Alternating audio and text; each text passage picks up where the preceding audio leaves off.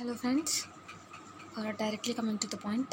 మనకి exam conduct చేసింది MHSRB నుంచి నవంబర్లో ఎగ్జామ్ అయితే ఇది ఆల్రెడీ ఏప్రిల్. ఇంకా రిజల్ట్స్ రాలేదు. దగ్గర 5 months అయిపోయింది. 6th month ఎంట్రీ కూడా వచ్చింది.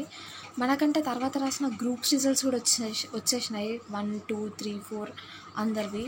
మనం ఇట్లనే సైలెంట్గా ఉంటే ఇంకా ఎప్పుడు వస్తాయో రావో కూడా తెలియదు. సో ఇప్పటికైనా మనం మేల్కొని మన రిజల్ట్స్ కోసం ప్రయత్నించాలి. ఉన్న ఇన్ఫర్మేషన్ ప్రకారం మెరిట్ లిస్ట్ తయారైపోయింది, కానీ అది రిలీజ్ చేయట్లేదంట. Already merit list, professional list ఇవన్నీ తయారైనాయి, బట్ దాన్ని ఇంకా రిలీజ్ చేయట్లేదు. ఎంహెచ్ఎస్ఆర్బి వాళ్ళని అడిగితే గవర్నమెంట్ నుంచి ఇంకా అప్రూవల్ రాలేదు అని చెప్తున్నారు. మిస్టేక్ ఎక్కడ జరిగిందో మనకు తెలీదు. సో మనం దీన్ని పైకి తీసుకెళ్తానే, అంటే అఫీషియల్స్ దగ్గరికి తీసుకెళ్తానే అక్కడ ఏం జరుగుతుందో మనకు తెలుస్తుంది. మిస్టేక్ ఎక్కడ జరుగుతుంది అని చెప్పేసి మనకు ఒక క్లారిటీ ఉంటుంది. So friends, social media is a powerful weapon. ఎన్నో ట్రెండింగ్ టాపిక్స్ ఎక్కడికి రీచ్ అవ్వాలో అక్కడికి రీచ్ అయ్యి న్యాయం జరగడం మనం చూస్తాం. ఏవేవో పిచ్చివన్నీ ట్రెండ్ అవుతాయి, వైరల్ అవుతాయి, వాటికి సానుకూలంగా ఆన్సర్స్ దొరుకుతాయి. స్టూడెంట్స్ జీవితాలు ఇవి, మనందరి జీవితాలు ఇవి.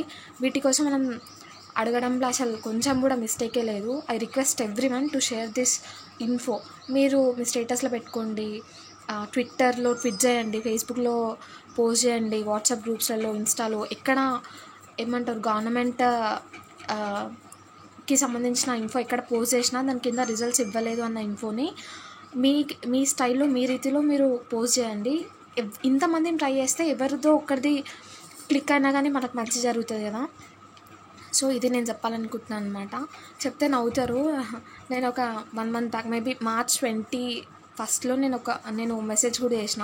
చూడాలని తెలిసి కూడా, అసలు ఛాన్సే లేదని తెలిసి కూడా నేను డైరెక్ట్ రేవంత్ సార్కే మెసేజ్ చేసిన. అంటే మనకి ఇంకా రిజల్ట్స్ రాలేదు అది అని చెప్పేసి.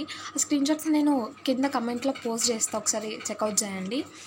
సో మీరు కూడా ఎట్లా వీలైతే అట్లా పోస్ట్ చేయడానికి ట్రై చేయండి, ట్వీట్ చేయండి. టాపిక్ వైరల్ అయితే ఫాస్ట్గా రెస్పాన్స్ వచ్చే ఛాన్సెస్ ఉంటాయి. So I request everyone to take stand up on it. మన కోసం మనం ట్రై చేస్తే ఇంకెవరు ట్రై చేయరు, మనం ట్రై చేయకపోతే ఇంకెవరు ట్రై చేయరు, పట్టించుకోరు. ఫస్ట్ ఆఫ్ ఆల్ ప్రతిపక్షాలతో పోట్లాటలతో చాలా బిజీగా ఉంటారు ముందే అందరూ పొలిటీషియన్స్. సో మన కోసం మనమే స్టాండ్ తీసుకోవాలి.